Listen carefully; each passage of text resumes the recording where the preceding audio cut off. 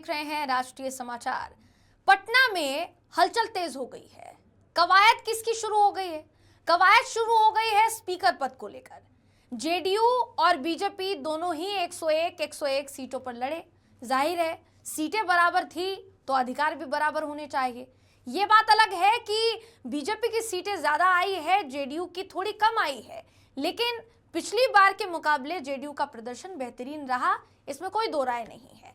अब पटना में फिलहाल चल क्या रहा है?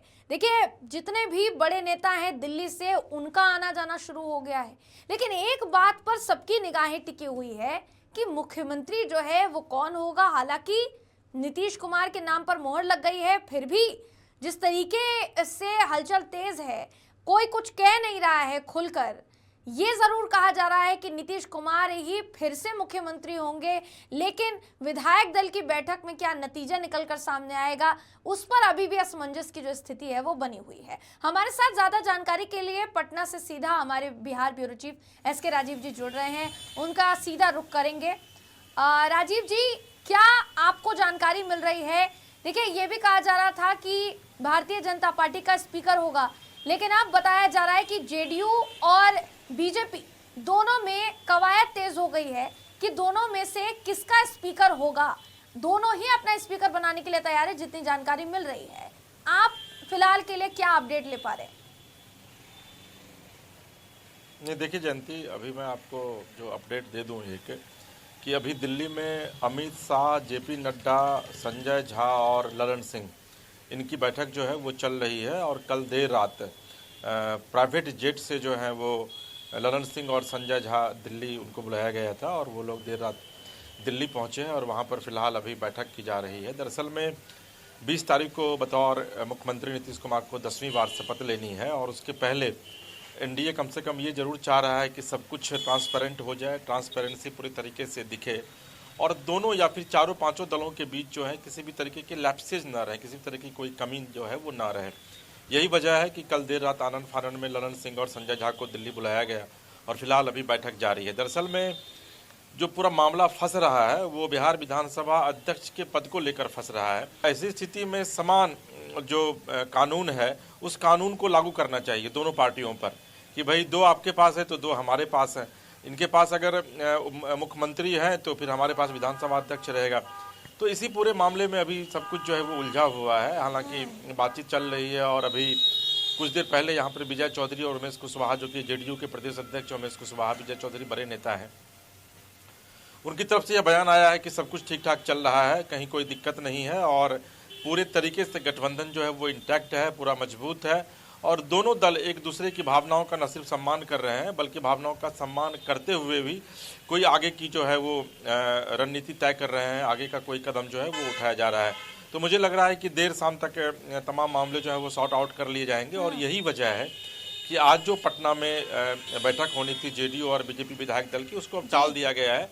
कल दिन में यानी कि कल 10 बजे से जो है वो बैठक होगी दोनों पार्टी में विधायक दलों की और उसके बाद कल देर शाम फिर एनडीए की बैठक होगी और उसके बाद विधिवत नीतीश कुमार को उसमें नेता चुना जाएगा। और कल जिस तरीके से कैबिनेट को डिजॉल्व किया गया है, 19 तारीख को विधानसभा यानी कि कल विधानसभा को भी विधिवत डिजॉल्व किया जाएगा और उसके बाद परसों फिर जो है वो सरकार शपथ लेगी। तो मुझे लगता है कि थोड़ी सी पेच है लेकिन उन पेचों को जल्दी सुलझा लिया जाएगा। जी जयंती जी, राजीव जी, यहाँ जैसा हमने इससे पहले भी जिक्र किया था कि बीजेपी से स्पीकर पद के लिए विजय सिन्हा का नाम जो है वो सामने आ सकता है, जो डिप्टी सीएम इससे पहले रह चुके हैं और आगे की सरकार में उनका पद क्या होगा ये आगे तय होगा जब सारी चीजें तय हो जाएगी। क्या आपको लग रहा है कि विजय सिन्हा के ही नाम पर मोहर लग सकती है या जेडीयू भी जिस तरीके से दांवपेच खेल रही है उसमें आपको नजर आ रहा है कि ये जो कवायद है, भिड़ंत जो है वो हो सकती है स्पीकर पद को लेकर और आगे चलकर जेडीयू भी दावा ठोक सकती है कि स्पीकर जो है वो हमारा ही होगा? देखिए जयंती, ये बड़ा हाइपोथेटिकल होगा अभी ये कहना कि विजय सिन्हा ही अध्यक्ष बनेंगे, लेकिन ये है कि जो लगातार चर्चाओं का जो एक बाजार आप कह सकते हैं कि गर्म है, उसमें ये कहा जा रहा है कि विजय सिन्हा क्योंकि बीजेपी के बड़े नेता हैं, उप मुख्यमंत्री रहे हैं, अभी फिलहाल इस सरकार में हैं ही, इसके पहले विधानसभा अध्यक्ष रहे हैं और 2 साल तक उन्होंने विधिवत विधानसभा की अध्यक्ष की कुर्सी को बहुत बखूबी संभाला भी था, चलाया भी था, तो उन पर बीजेपी ट्रस्ट कर सकती है। और इस बार जो समीकरण बनता दिख रहा है उसमें आपको बताऊं कि 35 राजपूतों को टिकट दिया गया था, जिसमें से 34 राजपूत चुनाव जीत करके इस बार आए हैं। तो कहा यह जा रहा है कि इस बार राजपूत जाति में से किसी एक को जो है वो डिप्टी सीएम बनाया जा सकता है, या फिर ब्राह्मण जाति में से, चूंकि ब्राह्मण भी 12 जो है वो जीत करके आए हैं, तो या फिर ब्राह्मण जाति से किसी एक को। तो मंगल पांडे के नाम की चर्चा हो रही है कि मंगल पांडे जो है वो डिप्टी सीएम बन सकते हैं। दूसरा, सम्राट चौधरी का नाम पहले से ही फाइनल है, चूंकि पार्टी के अभी बड़े नेताओं में उनकी गिनती बिहार में हो रही है। तो ऐसी स्थिति में दो चीजें होंगी, या तो विजय सिन्हा अध्यक्ष बनेंगे, या फिर हो सकता है कि किसी राजपूत नेता को अध्यक्ष बनाया जाए। राजपूत में भी काफी सीनियर लीडर जीत करके आए हैं बीजेपी में। तो ये अभी कहना थोड़ी सी जल्दबाजी होगी कि विजय सिन्हा ही अध्यक्ष बनेंगे, लेकिन रेस में निश्चित तौर पर विजय सिन्हा सबसे आगे चल रहे हैं, क्योंकि अगर डिप्टी सीएम से उनको हटाया जाएगा तो भूमिहार वोटरों को नाराज नहीं किया जाए, भूमिहार नेताओं को नाराज नहीं किया जाए, इसलिए हो सकता है कि विजय सिन्हा को अध्यक्ष पद की कुर्सी दे दी जाए। जी जयंती। राजीव जी, एक सवाल मेरा यहाँ और होगा कि जैसा आपने कहा कि विजय सिन्हा को स्पीकर का पद मिलेगा, ये कहना जल्दबाजी होगी, लेकिन क्या ये कहना भी जल्दबाजी होगी कि नीतीश कुमार को ही मुख्यमंत्री बनाया जाएगा? क्योंकि कल भी जब हम जिक्र कर रहे थे तो आपका यही कहना था कि बेशक चीजें जो है वो सामान्य तो नहीं है, क्योंकि जब इस्तीफा देना था तब नीतीश ने इस्तीफा नहीं दिया, और जानकारी जो है सामने आई है, गुप्त जानकारी है, जो हम अपने दर्शकों को भी देना चाहेंगे। हालांकि इसकी पुष्टि फिलहाल नहीं की जा सकती, लेकिन ये भी जानकारी सामने आई है कि नीतीश कुमार इस्तीफा देने ही वाले थे, लेकिन उन्होंने इस्तीफा नहीं दिया। अब किन कारणों की वजह से नहीं दिया? क्योंकि वो पहले देने वाले थे इस्तीफा, लेकिन ये जो चीजें डीले हो रही है उसी का कारण था कि नीतीश ने इस्तीफा नहीं दिया। इसमें कुछ सच्चाई आपको नजर आ रही? क्या मुख्यमंत्री के नाम को लेकर भी दाव पेच जो है वो नजर आ रहा है, राजीव जी? ये देखिए जयंती, स्थिति सामान्य नहीं है, तभी तो मुख्यमंत्री ने इस्तीफा नहीं दिया। नहीं तो उम्मीद होता ये है कि जब सरकार फैसला आ जाता है उसके 1-2 दिन बाद जो है वो सरकार अपना इस्तीफा देती है, कैबिनेट अपना इस्तीफा देता है, और उसके बाद फिर कार्यवाहक मुख्यमंत्री के तौर पर राजभवन जो है वो तत्कालीन मुख्यमंत्री को कार्यवाहक मुख्यमंत्री के तौर पर कहता है कि आप काम कीजिए। तो स्थिति तो बिल्कुल सामान्य नहीं है, क्योंकि कल जिस तरीके से नीतीश कुमार निकले थे, कहा यह जा रहा था कि वो इस्तीफा देंगे, उन्होंने इस्तीफा नहीं दिया। दूसरी बात यह है कि अचानक देर रात आनन फानन में अगर ललन सिंह और संजय झा को चार्टर प्लेन से, प्राइवेट जेट से जो है उनको अगर दिल्ली बुलाया जा रहा है, तो निश्चित तौर पर स्थिति सामान्य नहीं है, क्योंकि मामला तो फंसा हुआ है। कहा यह जा रहा था पहले कि भाई हो सकता है कि बीजेपी अपने कोटे से किसी को मुख्यमंत्री बनाए, और चूंकि बीजेपी के पास आज की तारीख में पावर भी है, उनके पास ऑलरेडी, जो आप गणित पूरा देखेंगी तो 118 के करीब उनके पास विधायकों की संख्या है। 4 संख्या घट रही है तो वो किसी को भी तोड़ करके 4 को ला सकते हैं अपनी तरफ। लेकिन ये चीज नीतीश कुमार को भी बखूबी पता है कि भाई बीजेपी जो है यह निश्चित तौर पर कोशिश करेगी, क्योंकि अमित शाह जब चुनाव का वक्त था तो उस समय अमित शाह ने एक चैनल को इंटरव्यू दिया था पटना में, विधिवत उनके कॉन्क्लेव में वो गए हुए थे। तो उन्होंने कहा था कि जब चुनाव हो जाएगा उसके बाद विधायक दल की बैठक में तय किया जाएगा कि मुख्यमंत्री कौन होगा। तो ये बात तो है, ये चीजें तो नीतीश कुमार को भी पता है कि भाई बीजेपी गेम खेल सकती है। यही वजह है कि बीजेपी को नीतीश कुमार ने स्पेस नहीं दिया, क्योंकि कल अगर वो इस्तीफा दे देते तो लगभग 3 दिनों का स्पेस बीजेपी को मिल जाता, और ऐसी स्थिति में बीजेपी हो सकता है कि कोई नया गेम कर सकती थी।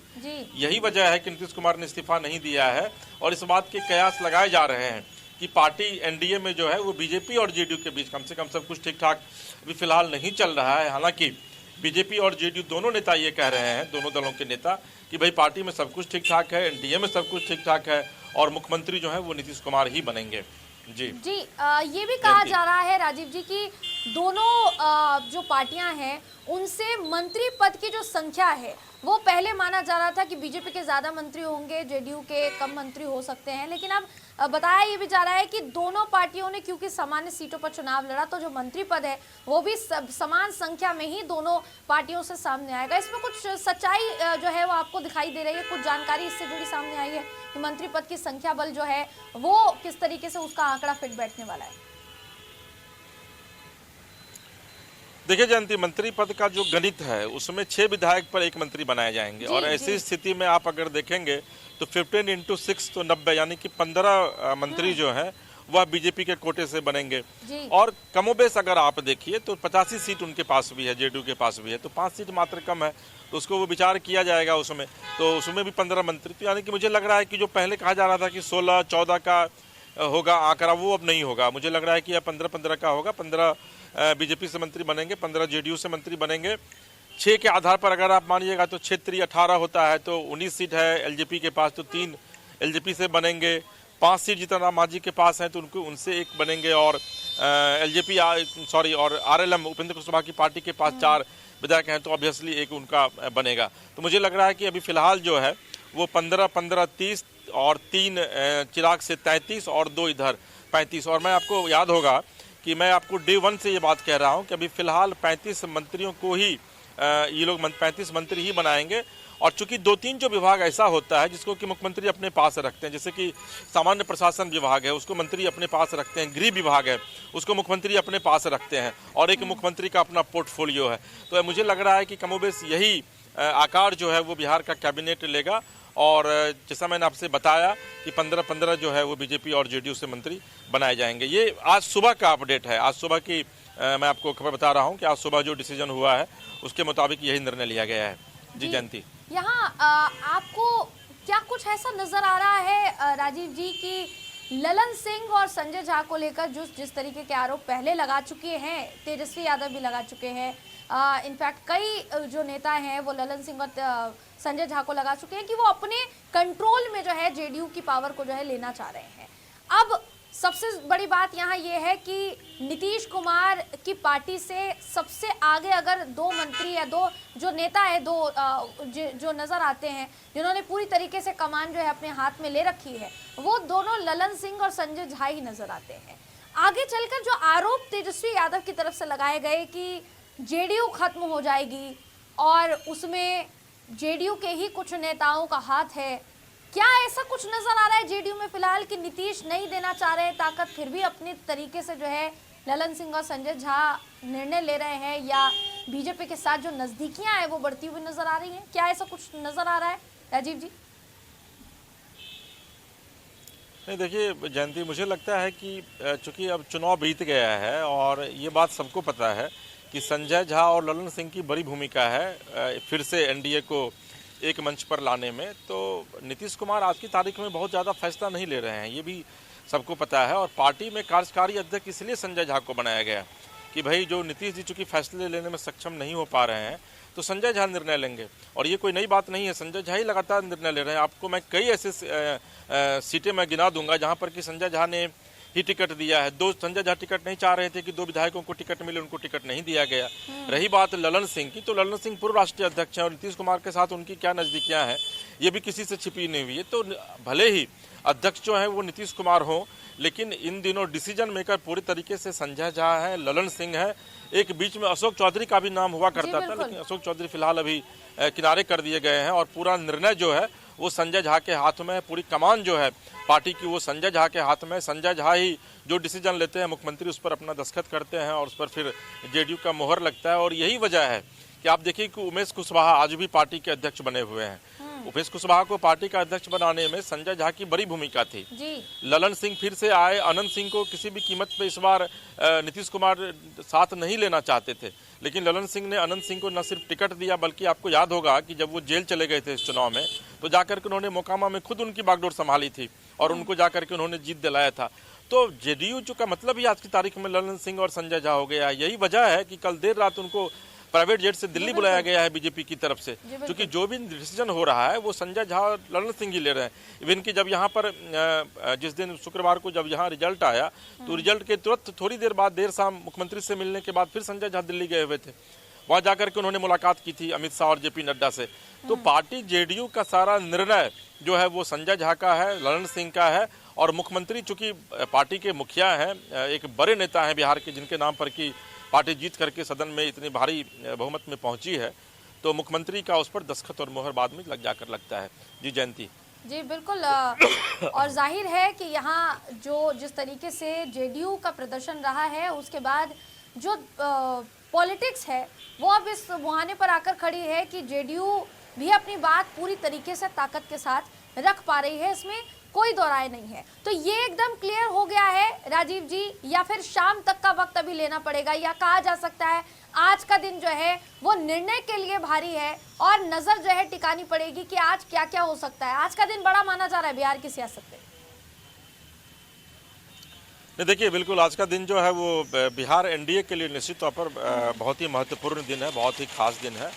और जितने भी बड़े नेता हैं वो बड़े नेता इस वक्त दिल्ली में मौजूद हैं और सब कुछ जो रणनीतियां हैं वो दिल्ली में तय की जा रही है और देर शाम तक मुझे लगता है कि या फिर देर रात तक पटना जो है वो सारी खबरें छन करके पहुंचेंगी और कल का दिन जो है वो आज से भी ज़्यादा महत्वपूर्ण होगा, क्योंकि कल दोनों दलों के विधायक दल की बैठक है, फिर एनडीए विधायक दल की बैठक है और उस पर सबकी नजरें रहेंगी कि वाकई में एनडीए विधायक दल की बैठक में क्या कुछ होता है। जी जयंती जी राजीव जी, बहुत बहुत शुक्रिया ज्यादा जानकारी के लिए, बहुत बहुत शुक्रिया आपका। तो शुक्रिया बिहार में जो हलचल तेज है वो साफ साफ देखिए फिलहाल के लिए नजर आ रही है। अगर देखा जाए तो बिहार के साथ साथ दिल्ली में भी हलचल तेज है, जैसा हमने बताया था, आपको जानकारी दी है अभी राजीव जी ने कि दिल्ली में बैठकों का दौर जारी है और हो सकता है कि अगले कुछ घंटों में जितने भी बड़े कद्दावर नेता हैं एनडीए बीजेपी के या फिर एनडीए जेडीयू के, वो तमाम नेता अब पटना आने का सिलसिला उनका शुरू हो। इस पर भी निगाहें टिकी हुई है, लेकिन जैसा राजीव जी ने कहा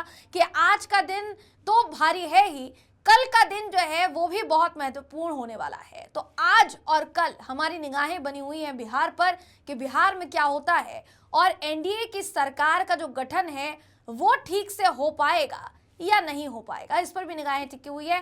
पल पल की अपडेट्स जो है वो राष्ट्रीय समाचार आप तक पहुंचाता रहेगा। देश और दुनिया की तमाम खबरों के लिए बने रहिए राष्ट्रीय समाचार के साथ। नमस्कार।